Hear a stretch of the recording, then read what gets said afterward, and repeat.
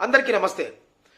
America సైన్యం Venezuela అధ్యక్షుడు Nicholas మాడ్యూరో గారిని కిడ్నాప్ చేసి అమెరికాకు తీసుకెళ్లి అక్కడ పురవీధుల్లో కూడాను అనేక ప్రాంతాల్లో ఊరేగిస్తున్న విషయం కూడా తెలిసింది. ఊరేగించడం అంటే సింహాసనం మీద కూర్చోబెట్టి కాదు, ఆయన చేతులు కట్టేసి మరి రోడ్ల మీద లాక్కెళ్తున్నటువంటి దృశ్యాలంతా కూడా మనము అనేక మాధ్యమాల ద్వారా చూస్తూనే ఉన్నాం.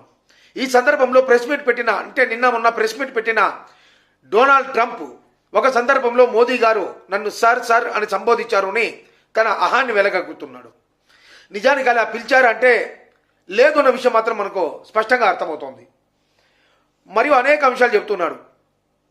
తను కావచ్చు, తన కూడా మంది మార్బలం కావచ్చు, అమెరికాని ఇప్పుడు ఏ దేశము ఏమీ చేయలేదు, లిటరల్లీ చెప్పాలంటే ఏమీ పీకలేరు అని చెప్పి మాట్లాడుతున్నారు. ఈ సందర్భంలో అంటే నికోలస్ మాడ్యూరో గారిని కిడ్నాప్ చేసిన తర్వాత ప్రపంచ దేశాలన్నింటికీ కూడా తను వార్నింగ్ ఇస్తున్నారు. ఎవరిని అయినా ఏమైనా చేయగలమో, బట్ మమ్మల్ని ఏమీ చేయలేరు అని. వాళ్ళు వార్నింగ్ ఇచ్చిన దేశాల్లో ఖచ్చితంగా భారతదేశం కూడా ఉంది కనుకనే నేను ఈ విషయాన్ని మాట్లాడుతున్నాను. ఎప్పుడైతే తను మోదీ గారిని టార్గెట్ చేశారో వెంటనే మోదీ గారు కావచ్చు, లేదంటే ఎక్స్టర్నల్ మినిస్టర్ మన జైశంకర్ గారు కావచ్చు, మోదీ గారి మీద కానీ భారతదేశం మీద కానీ ఈగ వాలినా కూడా చంపబెట్టు లాంటి సమాధానాలు చెప్పే జైశంకర్ గారు కూడా ఇవాళ సైలెంట్గా ఉన్నారు అని అంటే దానికి కారణం ఒకటే. అమెరికా నుంచి మన భారతదేశంలో పెద్ద ఎత్తున పెట్టుబడులు పెట్టడానికి మన భారతదేశానికి అమెరికా కంపెనీలు ముందుకు వస్తున్నాయి.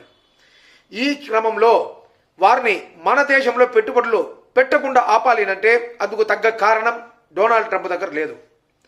ఎప్పుడైతే మన మోదీ గారిని తను అన్నాడో వెంటనే మనం కూడా మన దేశంలో ఉన్న ఎక్స్టర్నల్ మినిస్టర్ మన జైశంకర్ గారు మాట్లాడతారని, లేదంటే మోదీ గారు మాట్లాడతారని ఆశించాడు డొనాల్డ్ ట్రంప్.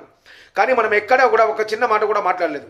ఎందుకునంటే మనం ఏదైనా మాట్లాడితే దాన్ని సాకుగా చూపించి అమెరికాలో నుంచి మన ఇండియాలోకి పెట్టుబడులు పెట్టడానికి వస్తున్న కంపెనీలు ఆపేయాలని చెప్పి డొనాల్డ్ ట్రంప్ భావిస్తున్నాడు.